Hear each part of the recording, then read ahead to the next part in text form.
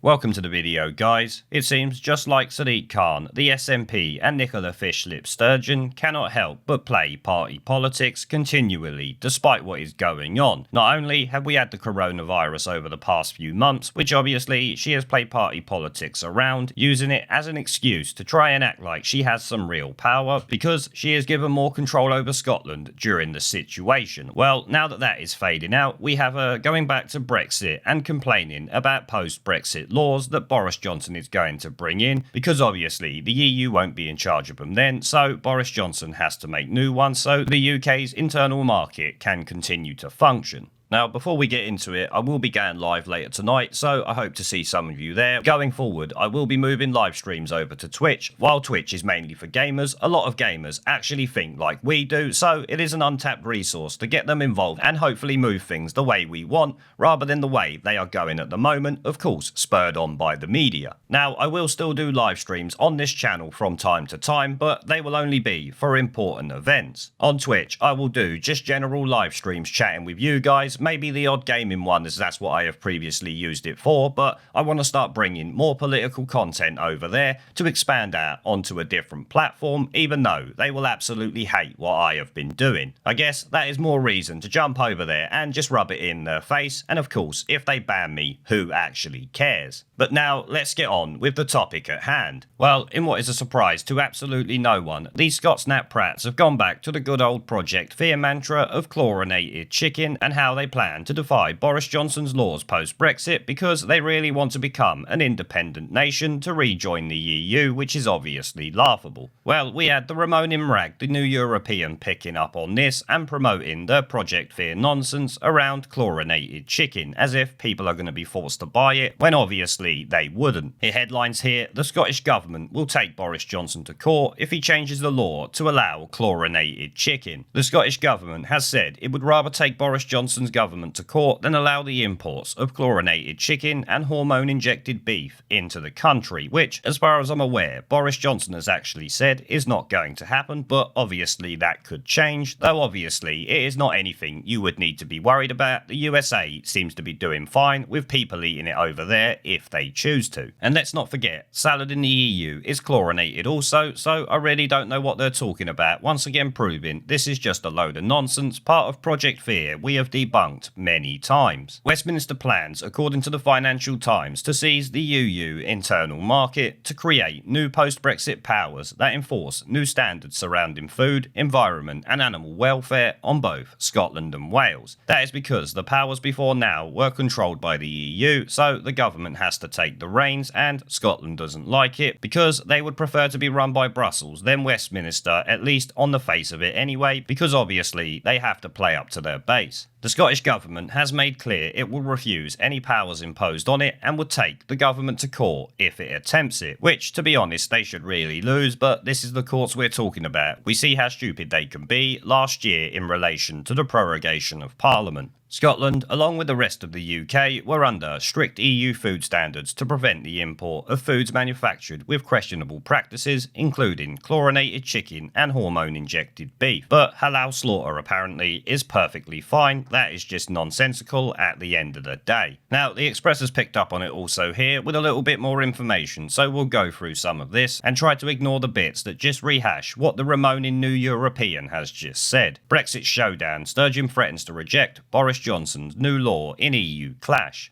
First Minister Nicola Sturgeon and her Scotsnap Prats are prepared to stand in the way of a law which would give the UK government the power to set food and environmental standards following the nation's exit from the bloc. Michael Russell, SNP Cabinet Secretary for Constitutional Affairs, told the Financial Times the SNP would take Westminster to court if it was given the power to force Scotland to accept new standards on food, environment and animal welfare. Mr Russell said, "We do not accept this is a legitimate way of operating within devolution. Well, it doesn't matter if you accept it. Boris Johnson is the Prime Minister of this country, including Scotland, you snivelling shitweasel. If they pass legislation, then we will have no intention of implementing that, and they would have to essentially go to court to force its implementation, which obviously they would, and you can be billed for the expense it would cost the taxpayer out of the SNP's personal funds, including all of their MSPs and the rest of them. Currently, devolved administrations in Scotland and Wales oversee policy areas including environment, food safety and and agriculture, but Prime Minister Boris Johnson hopes to bring those issues under the UK government's control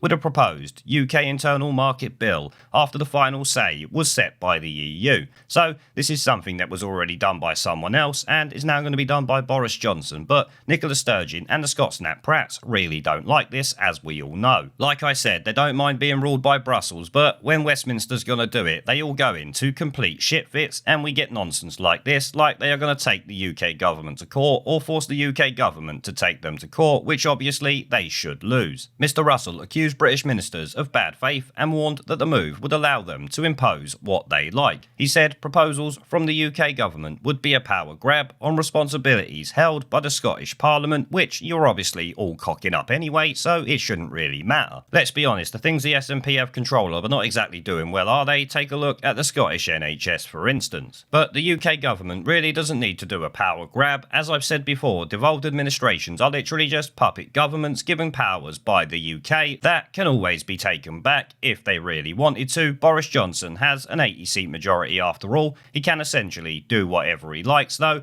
I can't ever see him doing something like that, regardless of how many seats he has in the House of Commons, but technically he could do it. In a letter to Cabinet Office Minister Michael Gove, Mr Russell said he was concerned about proposals for an external body which would test whether a bill in Holyrood affected the UK's internal market, which is something that should be done anyway. The letter also detailed concerns about plans for a mutual recognition regime, which he said could lower regulatory standards beyond what the Scottish Parliament found acceptable. So all this nonsense the SNP is going on about here is just possibilities and speculation, showing it's just a load of party political bullshit. Mr Russell said the proposals, which have not been published, ignore the reality and history of devolution. No, you are ignoring reality. Boris Johnson and the Conservative Party lead this country, not the SNP or Holyrood for that matter. Westminster is in charge. End of story. Mr Gove accused him of trying to confect a political row, which is not even up for debate now. It's the SNP after all. Discussing the letter, Mr Russell said the Tories know they can't win an election to the Scottish Parliament, so have to come up with a scheme to undermine it instead.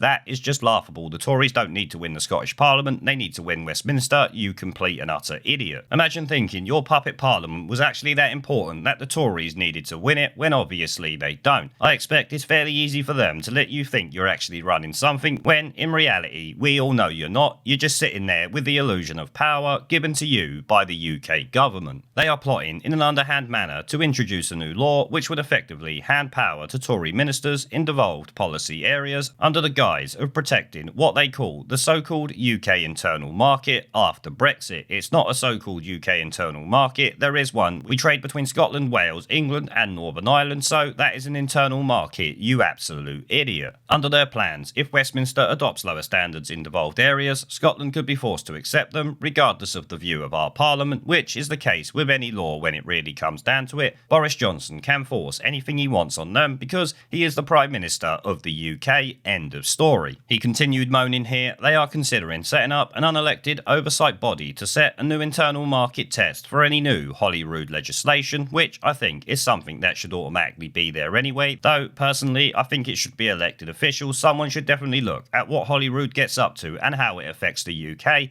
and obviously the people of Scotland. The SNP shitweasel continued to moan with, if this law had been in force, our ability to keep tuition fees for students in Scotland while charging students from the rest of the UK, to set a minimum unit price for alcohol, or introduce a smoking ban before the rest of the UK could have all been in jeopardy. Now, I do have to say, I find it a piss take that the SNP are using our money to give Scottish students free tuition while charging people from the rest of the UK, because as we know, Scotland operates at a deficit where we are sending money to them consistently, and the SNP have the audacity to run a random bitch. They are actually taking the piss, if you ask me. We've already heard their power grab nonsense, we don't really need to cover that. And obviously we heard about Mr Gove's confect yet another political row nonsense. I think he's gone a bit further down here, yes he has. He said it's disappointing that the SNP administration has tried to confect yet another political row to pursue their separatist agenda over rumours. The SNP withdrew from work on the UK internal market over a year ago, have since challenged the existence of the UK internal market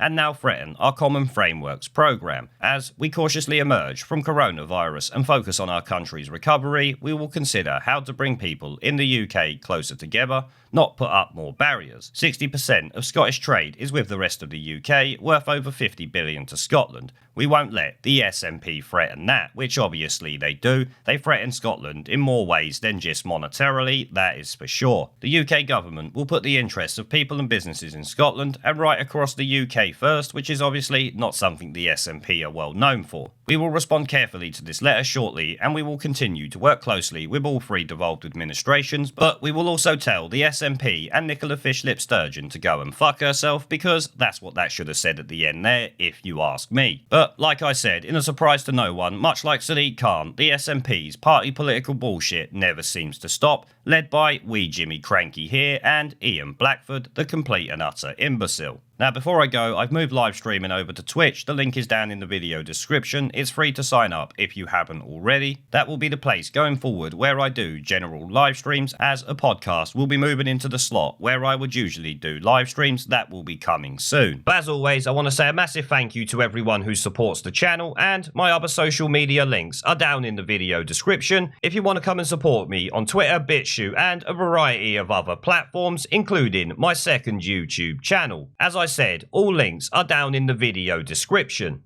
There is a pattern consistent throughout history of oppressed people turning on the oppressors, slaves against their owners, the peasantry against the feudal barons, colonies, Mr. Verhofstadt, against their empires, and that is why Britain is leaving. And it doesn't matter which language you use, we are going, and we are glad to be going. We're off.